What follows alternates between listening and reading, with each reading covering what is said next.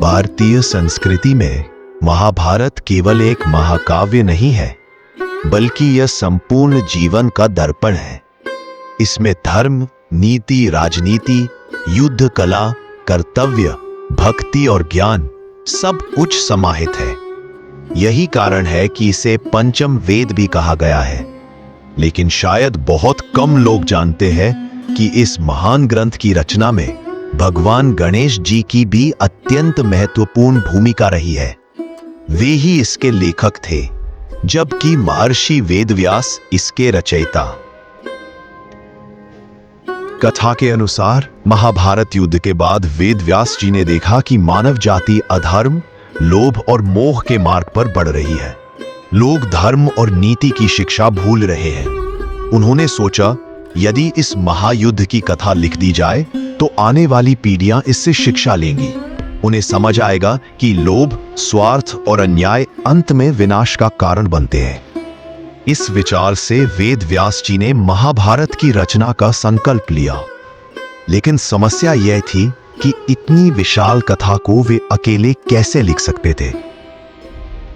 महर्षि वेदव्यास ने मन ही मन प्रार्थना की, हे देवगण, मुझे कोई ऐसा सहायक मिले जो मेरी वाणी को तुरंत लिख सके और मेरी गति को बनाए रखे। तभी आकाश से एक दिव्य ध्वनि सुनाई दी।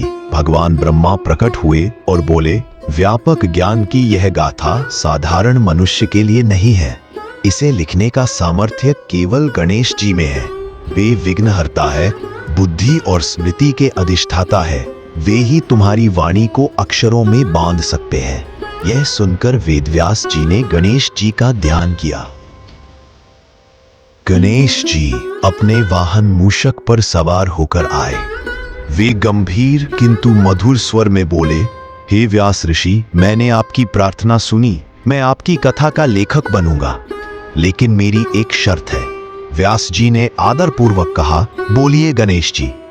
गणेश जी बोले, मेरी लेखनी कभी रुकेगी नहीं। आप जो भी बोले निरंतर बोलते रहेंगे। यदि आप रुके तो मैं लेखन भी रोक दूंगा, और यदि मैं लिखना बंद करूं तो आप भी आगे नहीं बढ़ पाएंगे। वेदव्यास जी मुस्कुराए।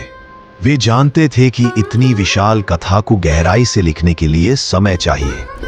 उन्होंने भी अपनी शर्त रखी, ठीक है गणेश जी, लेकिन मेरी भी एक शर्त है। आप तब तक कोई भी श्लोक लिखेंगे नहीं जब तक उसका अर्थ पूरी तरह समझ न ले। गणेश जी ने यह शर्त स्वीकार कर ली। इस प्रकार दोनों में एक दिव्य समझौता हुआ और महाभारत की लेखन यात्रा प्रारंभ हुई। वेदव्यास जी ने ध्यानमग्न होकर गंगा के तट पर बैठक कर महाभारत का गान आरंभ किया। उनकी वाणी से श्लोक फूटते चले गए और गणेश जी अपनी लेखनी से उन्हें लिखते चले गए। गणेश जी की गति अत्यंत तीव्र थी।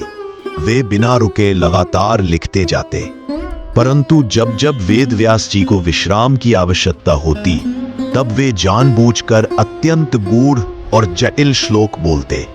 गणेश जी, जिनके लिए अर्थ को समझे बिना लिखना असंभव था, उन श्लोकों का गहराई से चिंतन करने लगते। उसी समय का उपयोग वेदव्यास जी विश्राम और अगले श्लोकों की रचना में करते। कथा में एक और रोचक तथ्य है। कहा जाता है कि गणेश जी इतनी तीव्रता से लिख रहे थे कि उनकी कलम लेखन दंड टूट गई। लेखन कार्य न रुके, इसलिए उन्होंने तुरंत अपना एक दांत तोड़कर उसे लेखनी बना लिया। तभी से वे एक दंत कहलाए। यह प्रसंग हमें यह शिक्षा देता है कि कर्तव्य और संकल्प के मार्ग में आने वाली बाधा चाहे कितनी भी बड़ी क्यों न हो, उसे सहर्ष त्याग और बलिदान से पार करना चाहिए। गणेश जी के लेखन और वेदव्यास जी के वचन से धीरे धीरे महाभारत का विशाल ग्रंथ तैयार हुआ। इसमें लगभग 1,00,000 श्लोक, 18 पर्व और अनगिनत कथाएं सम्मिलित है।